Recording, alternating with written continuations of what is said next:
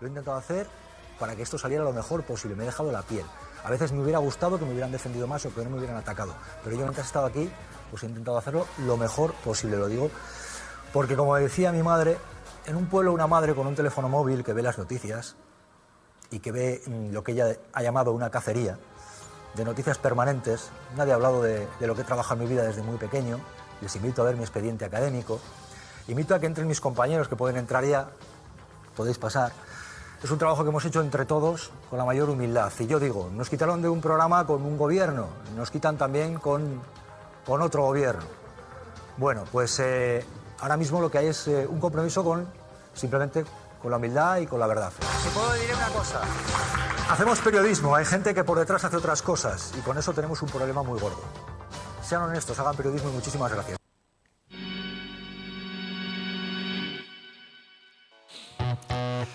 A Jesús Cintora le despidieron de Televisión Española y fue un despido político. No lo digo yo, lo dice Roberto Laquidain, consejero de Televisión Española, que hoy nos acompañará en La Base. El programa de Cintora, Las Cosas Claras, daba muy buenos datos de audiencia y había superado otra vez, como ya lo hiciera con su anterior programa Las Mañanas de 4, a la tertulia Al Rojo Vivo de Antonio García Ferreras. Y el caso es que el despido político de Cintora en Televisión Española se hizo a petición expresa de un dirigente del Partido Popular. Pero ojo, la purga la pactó el PP con el PSOE. En concreto la pactaron Félix Bolaños y Teodoro García Egea. 10 consejeros participaron en la reunión del Consejo de Administración de Radio Televisión Española que cortó la cabeza a Cintora. Solo los 2 consejeros propuestos por Podemos se posicionaron en contra. Fueron los periodistas Roberto Laquidain, que nos acompañará hoy en La Base, y José Manuel Martín Meden, al que los seguidores de La Base conocen bien también. Ellos fueron los únicos periodistas que defendieron al periodista soriano Jesús Cintora. Frente a ellos, los 3 consejeros del PP, los 4 del PSOE y Juan José Baños del PNV se unieron para eliminar a Cintora de la televisión pública. La sección sindical de Comisiones Obreras en RTVE denunció este despido político y acusó al presidente de la corporación, José Manuel Pérez Tornero, alias el periodista más facha del mundo entero, de haber sucumbido a los deseos del Partido Popular y de Vox. Y el caso es que hay mucha gente que se piensa que Cintora es básicamente un periodista afín a Podemos. Ojalá lo fuera, y además tendría todo el derecho del mundo a serlo, pero no es el caso. Tal es la presión que recibe todavía hoy Cintora, que nunca ha querido participar en este puto podcast, y en una entrevista reciente con El Español decía que jamás había comido conmigo y que sin embargo sí había comido con Pablo Casado. Cintora, como otros periodistas, sabe que el hecho de que te puedan relacionar conmigo es una condena a la muerte civil. De hecho, a muchos periodistas que han pasado por aquí o que se han sentado en una mesa redonda con nosotros, algunos de sus compañeros de profesión les han puesto cara de póker. ¿Vas con los de La Base? No sé yo, Y es que el nombre de Cintora es un mensaje para cualquier periodista que quiera pasarse de listo y hacer periodismo.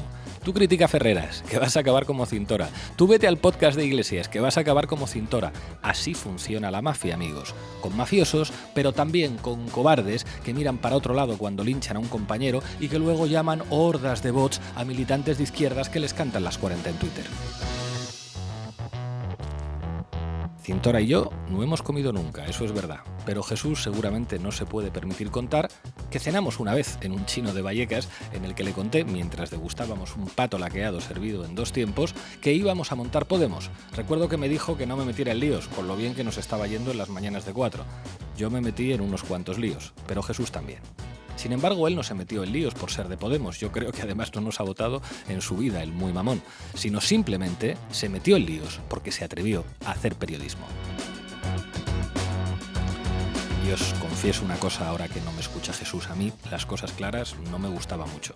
Llenar un plato de fachas gritones a los que respondía Miquel Ramos es un estilo que a lo mejor podía funcionar en 2014. Creo que ya no funciona. Pero a Cintora se lo cargaron de la tele pública porque frente a la cloaca de Ferreras hacía periodismo.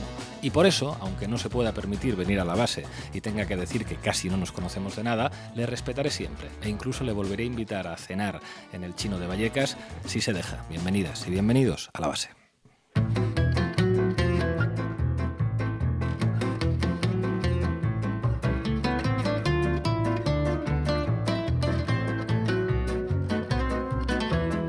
La Base, de lunes a jueves en Público. Bueno, hoy en La Base hablamos de Radio Televisión Española y nos preguntamos cómo es posible que con un gobierno de coalición de izquierdas, Televisión Española sea tan facha. Para ello, Sara Serrano, en la base de datos, nos va a hablar de un personaje que seguramente los seguidores de La Base no conocéis, pero después de hoy le vais a conocer, José Manuel Pérez Tornero. Que algo tiene que ver con cómo se está yendo muy a la derecha Radio Televisión Española.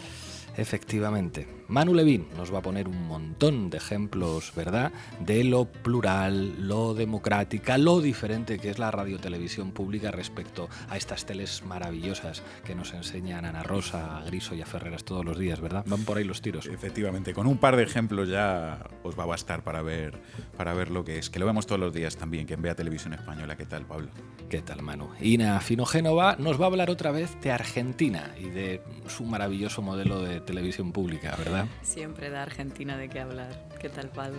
Y hoy vamos a entrevistar a Roberto Laquiday, miembro del Consejo de Administración de Radio Televisión Española, que nos va a contar cosas muy interesantes. Así que, Lolo, arrancamos. La base de datos. Arratsaldeon, Sara Serrano. Bueno, hoy quería hablar de quién es José Manuel Pérez Tornero, el actual presidente de Radio Televisión Española. En febrero de 2021, el Congreso de los Diputados, gracias a un pacto entre el PP y el PSOE, nombró a Tornero miembro del Consejo de Administración de la Radio Televisión Pública. Bueno, un mes después sería elegido por la Cámara Baja presidente de la corporación.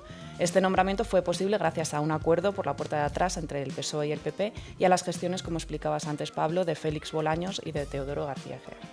Nos cuentan que la amistad de Teodoro García Egea con Tornero no es ningún secreto. Bueno, cuéntanos, Sara, ¿cuál es la hoja de servicios de Tornero al frente de Radio Televisión Española? El momento más polémico fue el cierre de Las Cosas Claras de Jesús Cintora, que ya has comentado en tu editorial, pero hay más casos. El liderazgo de Pérez Tornero ha estado marcado por los tratos de favor y las cesiones al Partido Popular, por las colocaciones a dedo de personas afines a la derecha y los ceses de perfiles más discordantes. Un ejemplo de esta falta de neutralidad son los informativos de la cadena. Las diferencias y tensiones con Tornero se han saldado con la dimisión del que fuera director de contenidos informativos, Esteve Crespo. Y nos han contado nuestras fuentes en Televisión Española que Esteve Crespo fue nombrado director de contenidos después de que el PP vetara la propuesta inicial, que era nombrar a Mamen del Cerro, que los del PP le llamaban la pasionaria. Sí, efectivamente, tras esto Tornero retiró la propuesta del Cerro como quería el PP. Pues bien, el momento más crítico de Crespo al frente de los informativos se produjo cuando se vetó la participación de periodistas de la televisión pública a un viaje organizado por el Frente Polisario que tenía el objeto de que periodistas de distintos medios pudieran entrevistar a Brahim Gali, al secretario general del Frente Polisario. Y ahí ese veto de Tornero y Crespo provocó un comunicado de condena de los consejos de informativos de Televisión Española y Radio Nacional. Sí, esto se saldó además con dos dimisiones, la de los jefes de Internacional de Televisión Española, Silvia Fernández, y Radio Nacional Española, Juan Tato. Al mismo tiempo que acababa con voces críticas, Tornero también contrató a periodistas afines para colocarlos en la televisión pública. Para empezar, fichó como su mano derecha, en calidad de jefe de gabinete, a José Juan J. Ruiz. Ruiz ha estado siempre, además, es una persona que ha estado siempre vinculada al Partido Popular, hizo carrera de la mano de Eladio Jareño, que era el hombre fuerte del PP en Cataluña, fue portavoz de la exministra Julia García Valdecasas durante la presidencia de José María Aznar y también director de gabinete de Alicia Sánchez Camacho en los años de Mariano Rajoy.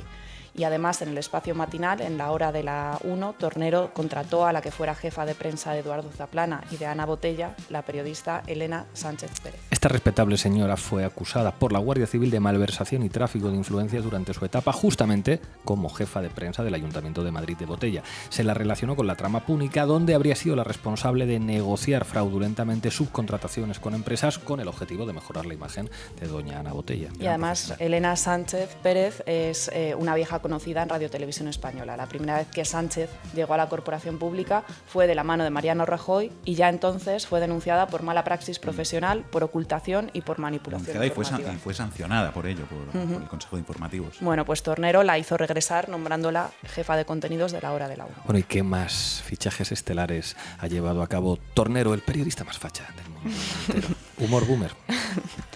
Bueno, otro fichaje fue el de Nacho Mostazo, exdirector de comunicación de Isabel Díaz Ayuso. A Mostazo, Tornero lo colocó también en la hora de la 1 como editor. Jefe de comunicación de Ayuso y llamarte Mostazo es pura poesía.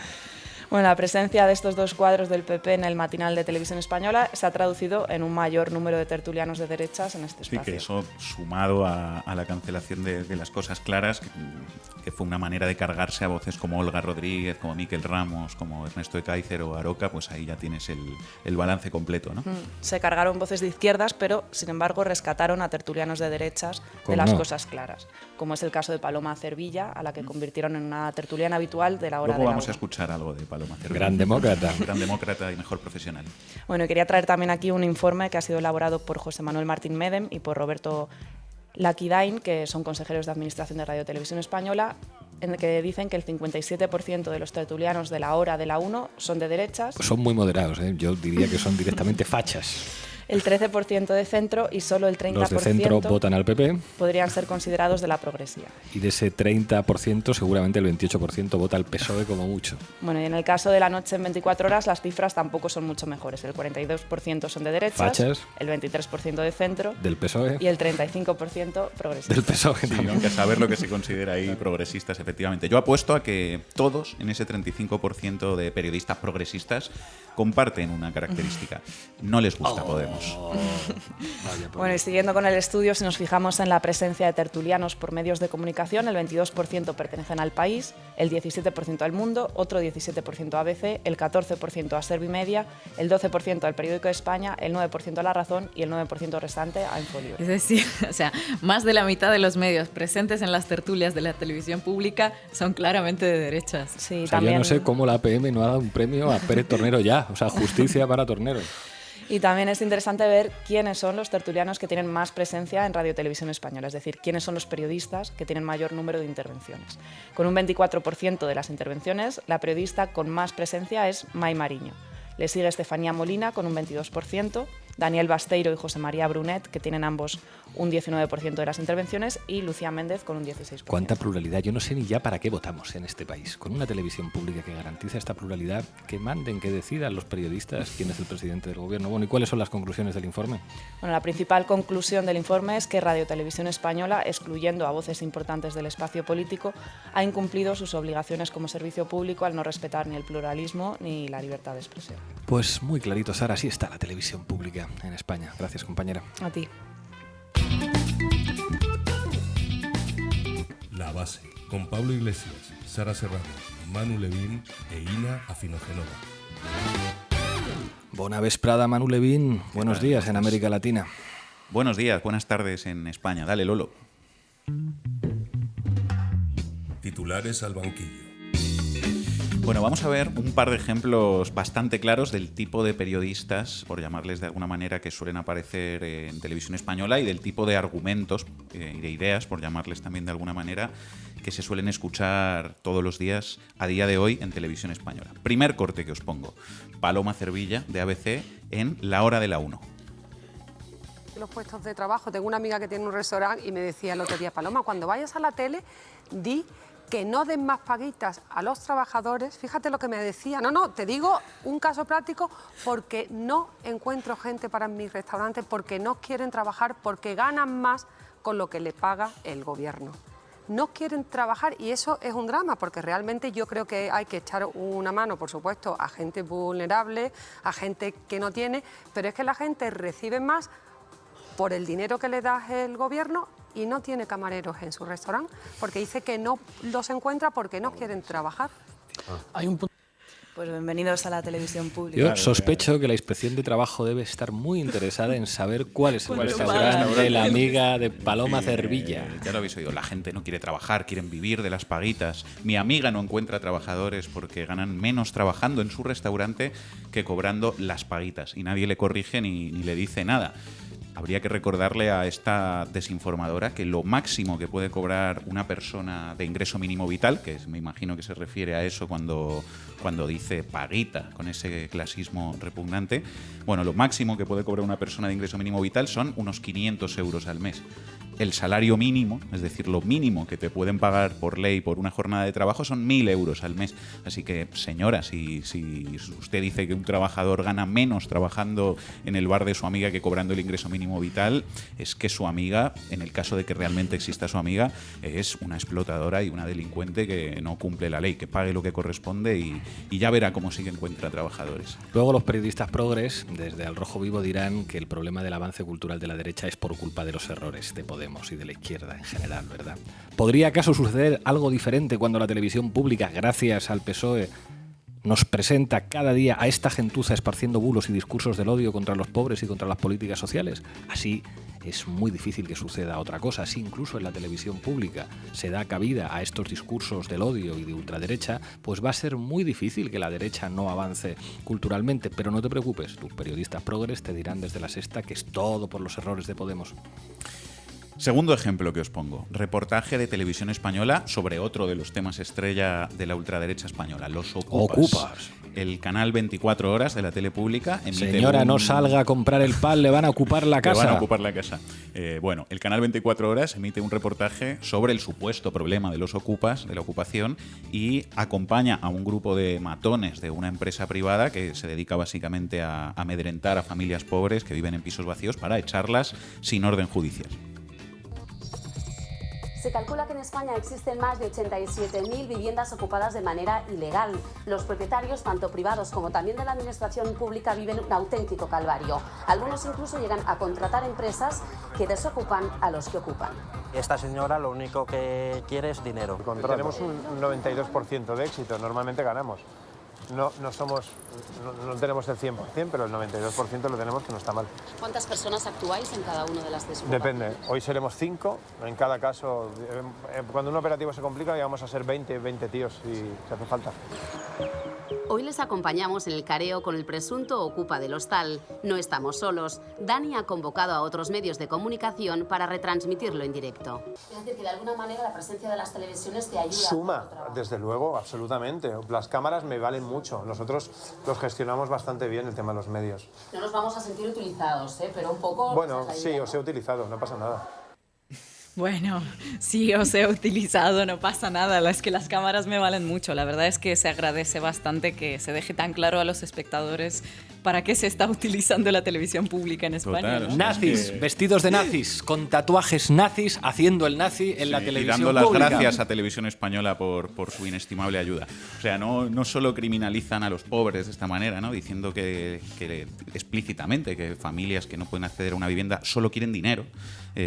Y no solo blanquean al fascismo puro y duro que representan estos grupos parapoliciales haciéndoles un publireportaje, sino que encima te sacan así, sin despeinarse, al cabecilla de la banda diciendo que la colaboración mediática les beneficia en su noble tarea de expulsar a gente de casas sin orden judicial. Y todo esto en la televisión pública. Y yo me pregunto, ¿cuál es el sentido de que en la televisión pública aparezcan los mismos discursos de mierda, discursos fascistas del odio, de criminalizar a los pobres, de criminalizar a quien ha tenido que verse obligado a migrar, y que nos ofrezcan el mismo tipo de programación que la telebasura que ya nos ofrece Susana Griso y Ana Rosa Quintana todas las mañanas? Bueno, pues esto es lo que pasa en la televisión que pagan todos los ciudadanos, nazis en la tele. Es que me temo, Pablo, que no es tan raro que lo que se ve en Televisión Española sea lo mismo que se ve, por ejemplo, en el programa de Ana Rosa, si tenemos en cuenta esto que os voy a contar.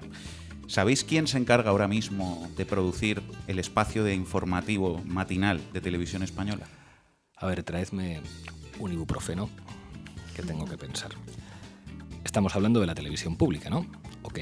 Considerando que la ley dice que la información es responsabilidad interna de Radio Televisión Española, algo que recordó el propio Pérez Tornero, el periodista más facha del mundo entero, en su comparecencia en el Congreso de los Diputados, entiendo, deduzco, sospecho que deberán ser los servicios informativos de Televisión Española los encargados de esta tarea, ¿verdad? Pues va a ser que no.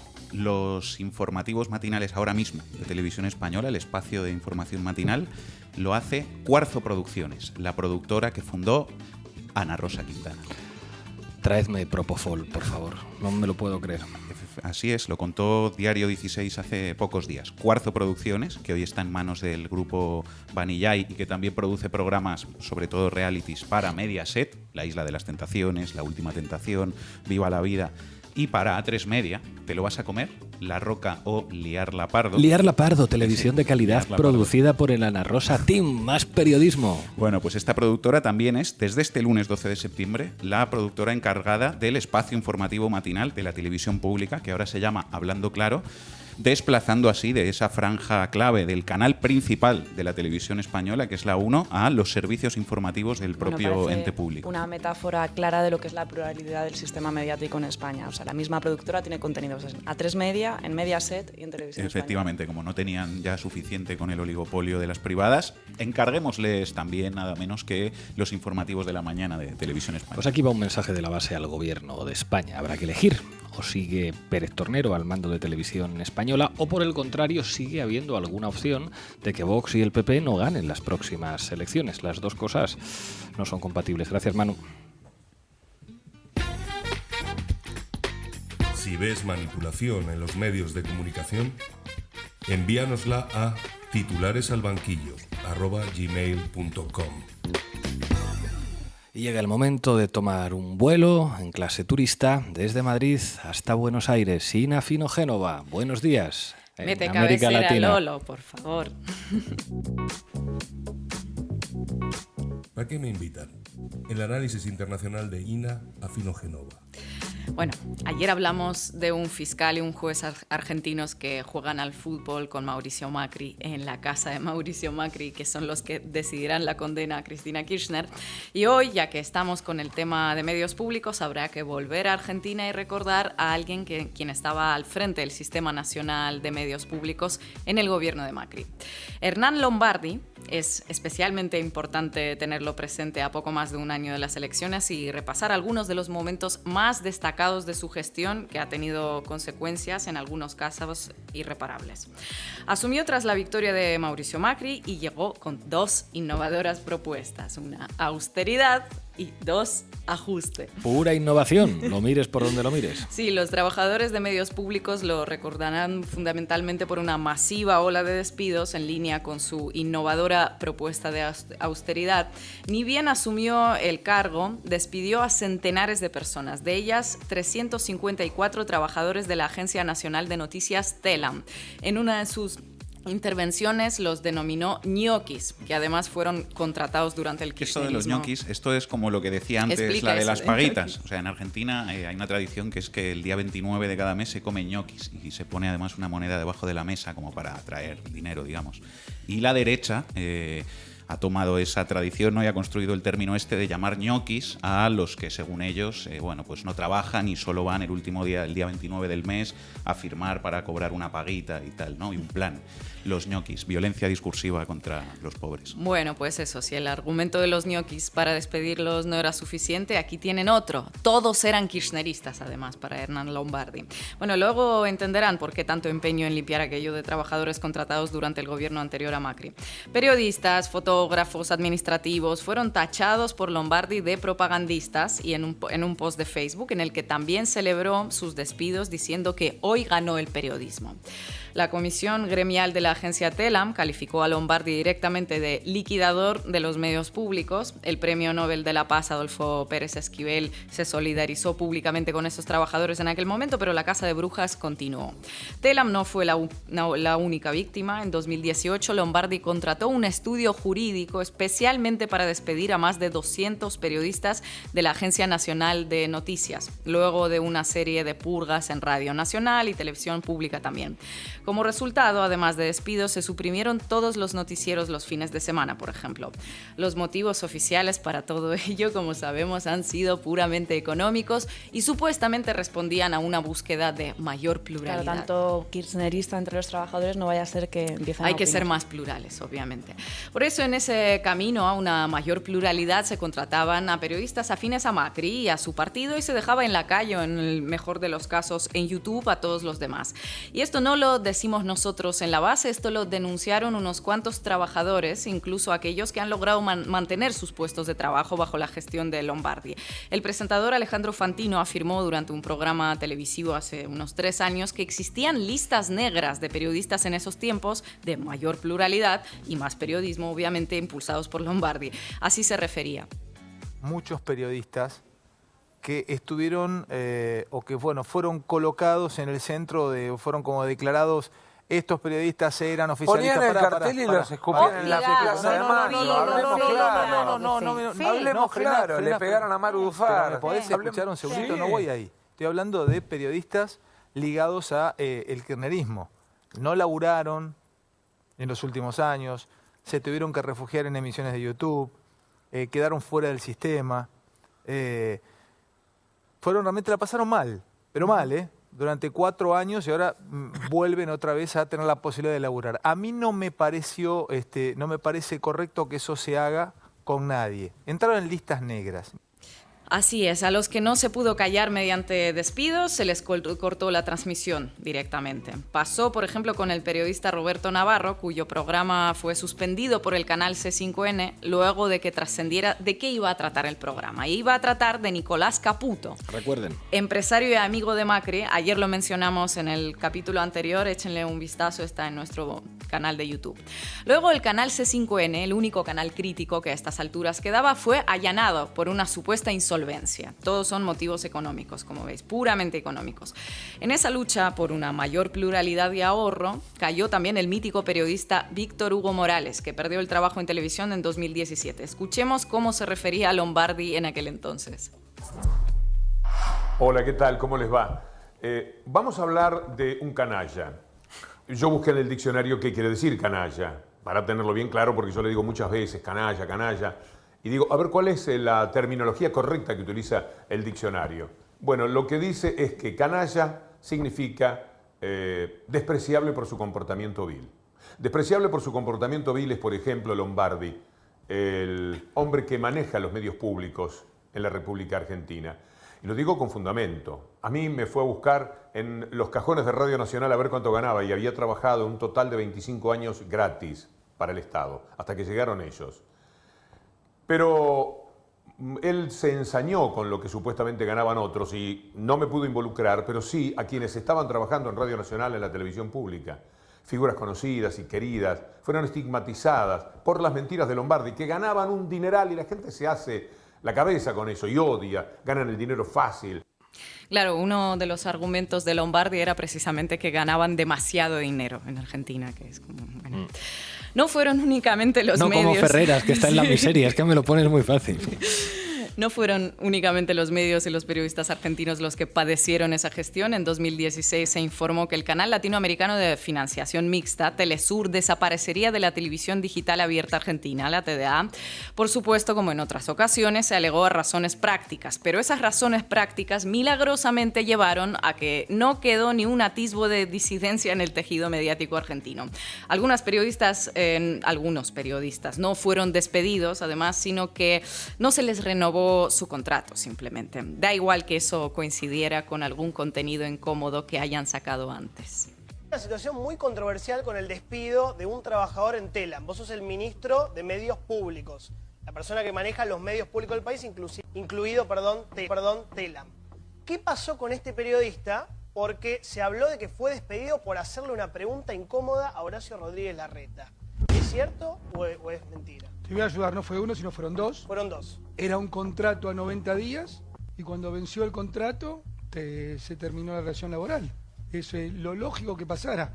Por supuesto que la mala política o la mala acción sindical intentó presentar las cosas de otra manera. Pero nosotros tenemos que ser claros en lo que hacemos. Termina el contrato que ya era prefijado a 90 días y terminó... Pero coincidió justo con que él le hizo una pregunta a Horacio Rodríguez Larreta sobre un tema de obra pública. Bueno, no quisiera suponer que la pregunta, que es al revés el ejemplo, que se hizo la pregunta cuando sabías que terminaba tu contrato para presentar el caso de esa manera. Él preguntó a No propósito, lo sé. No quisiera suponer que la pregunta, que es al revés el ejemplo, que se hizo la pregunta cuando sabías que terminaba tu contrato para presentar el caso de esa manera. Él preguntó a propósito, no lo sé. Bueno, ojito compañeros con hacer preguntas incómodas antes de que te renueven el contrato. Esa limpieza ideológica, además de despidos de los ñoquis, incluyó también un cepillado de contenidos creados durante el gobierno de Cristina Kirchner. Según un informe de Ezequiel Rivero publicado en el portal Letra P, se han borrado al menos 2.289 horas de contenidos públicos, documentales, series, programas infantiles, todos financiados por el gobierno anterior. Contenido gratuito que ya estaba hecho. Bueno, puede ser que lo haya considerado poco práctico económicamente. Seguro, no seamos mal pensados. Pero pese a todo ese esfuerzo hecho para que las cifras cuadren, las cifras no terminaron de cuadrar. La propuesta innovadora de ajuste y austeridad muy eficaz no resultó. El déficit financiero de la televisión pública argentina y de Radio Nacional aumentó para cuando el señor tenía que abandonar su cargo. Con el fin del macrismo llegó el fin de Lombardi, pero ese fin bien podría ser un mero cese temporal, un descansito, ya que falta poco para las elecciones y quién sabe si reaparece para arreglar lo que no terminó de arreglar. Y cualquiera podría decir, ¿por qué hablamos de la gestión de Lombardi y no de quien esté ahora al frente? Bueno, básicamente porque el cambio de gobierno de macrismo a Alberto Fernández no supuso para los periodistas de derecha despidos, ni finalizaciones de contratos masivos, ni la necesidad de retirarse a YouTube por censura, nada de eso. Siguieron y siguen ejerciendo como en los mejores tiempos de Lombardi, y aquí en La Base lo hemos podido ver en varias ocasiones. Bueno, no se quejarán nuestros seguidores en Argentina de que no tratamos las cuestiones de este país. Gracias, compañera. La Base, con Pablo Iglesias, Sara Serrano, Manu Levín e Ina Afinogenova. Bueno, estamos en Mesa de Análisis, contamos con Roberto Laquidain, miembro del Consejo de Administración de Radio Televisión Española. Roberto, muchas gracias por atender a La Base. Gracias a vosotros por la invitación, Pablo. La primera pregunta es la gran pregunta de este programa, aparentemente muy sencilla, pero que muy poca gente sabe responder. ¿Por qué manda la derecha en Televisión Española cuando hay un gobierno de coalición de izquierdas en España? Pues voy a introducir un elemento central en el análisis, me parece, aunque quizás un poco aburrido, pero es central. Manda porque, o tiene muchísima incidencia, porque hay que remontarse a cuando el gobierno necesitaba del apoyo del Partido Popular para la renovación de los organismos de dirección de instituciones del Estado, como Tribunal de Cuentas, Tribunal Constitucional, Consejo General del Poder Judicial, Defensor del Pueblo. En aquel momento, y hará ahora 2 años, el Partido Popular, entiendo, no estuve evidentemente en esas negociaciones, pero llevo tiempo en el periodismo, 32 años en RTV, entiendo que RTV, que formaba parte de la renovación de los consejos de dirección de las empresas interesantes y organismos de dirección del Estado, formó parte del paquete. ¿Y qué hizo el Partido Socialista cándidamente? Y voy a utilizar el término más amable que se me ocurre: cederle al Partido Popular muchas posibilidades de actuación en RTV, y luego ya con esa vaselina del acuerdo hablaríamos del resto de instituciones. Sucedió que el PSOE en ese momento fue muy generoso y permitió al Partido Popular poner condiciones fundamentales en esa negociación, con el interés principal, también equivocado, de que en el Congreso de los Diputados el Partido Popular votara a favor de la propuesta del presidente José Manuel Pérez Tornero y tener así 2/3 del apoyo de la Cámara, cosa que la ley no exigía, porque hubiera sido posible la elección con la mayoría absoluta, 176. Pero el Partido Socialista, como estoy diciendo, Pablo, prefirió un Partido Popular contento y le dio posibilidades de entrar a RTV, y de aquellos barros estos lodos. Sara. ¿Qué tal, Roberto? Encantada de saludarte. En el informe que comentábamos antes, que has elaborado junto a Martín Medem, denunciáis el sesgo ideológico que hay en la elección de tertulianos en Radio Televisión Española. Yo quería preguntarte quién decide en última instancia qué tertulianos van y quiénes no van a Televisión Española. Encantado, Sara. ¿Quién decide en última instancia? Pues en última instancia decide alguien que habéis citado permanentemente en el programa. En última instancia decide el presidente de la corporación, José Manuel Pérez Tornero. No está ahí el problema. Quizás sea hasta normal que la última decisión pueda ser suya. Eso sí, previo debate profesional, democrático, donde elementos centrales de la constitucionalidad de la información y de la garantía de la calidad democrática de la información estén garantizados. cosa que no sucede en RTV. Aquí todo Kiski propone nombres, por todos los lados se proponen nombres, llegan a la presidencia un montón de listas y al final decide este sí, este no, este sí, este no. Y como ese informe que has citado, Sara, señala, referido al mes de mayo de este año 2022, ese informe señala cómo el este sí, esta sí, este sí, esta sí, son principalmente periodistas afines a la derecha, a la ultraderecha incluso y al centro derecha. Poco más allá de ese margen se eligen para el ejercicio del pluralismo en RTV. Aunque sí, hay que defender a muchísimos compañeros que hacen honestamente el trabajo, pero algún ejemplo habéis puesto en vuestro programa de periodistas que tenían que estar a 500 kilómetros de los estudios de Televisión Española y están creando opinión tóxica en nuestra empresa. Ina. Roberto, como he hablado de ejemplos en Argentina, tal vez usted tiene en mente algún ejemplo internacional de televisiones públicas en el extranjero donde las cosas se hagan mejor que aquí o que en Argentina, de la que acabamos de hablar. Sí, no quiero extender en algunas condiciones del estudio de los medios de comunicación que durante la carrera profesional he desarrollado. He estado durante 13 años en la universidad dando clases y siempre me han interesado preferentemente el ámbito de las corporaciones audiovisuales públicas de Europa. Y Alemania es ejemplo fundamental, la BBC es ejemplo fundamental, siempre dentro de un marco conservador, donde hay un determinado tipo de opiniones que son expulsadas de las grandes pantallas, no de las minoritarias. Pero el ejemplo de la ZDF en Alemania, con un consejo asesor poderosísimo, con casi 80 personas representantes de la sociedad civil, tiene mucha incidencia en las garantías de pluralismo de quienes van a crear opinión pública desde ese canal, tanto de radio como televisión. Tenemos referentes, señalaba en Europa, se han estudiado, se han trasladado, como habéis citado en mi presencia, la de mi compañero José Manuel Martín Meden, se han trasladado al Consejo de Administración para que se consideren para una mejora de la democracia en suma de este país, pero de momento, ya son casi 20 meses los que estamos, no han sido consideradas. Manu.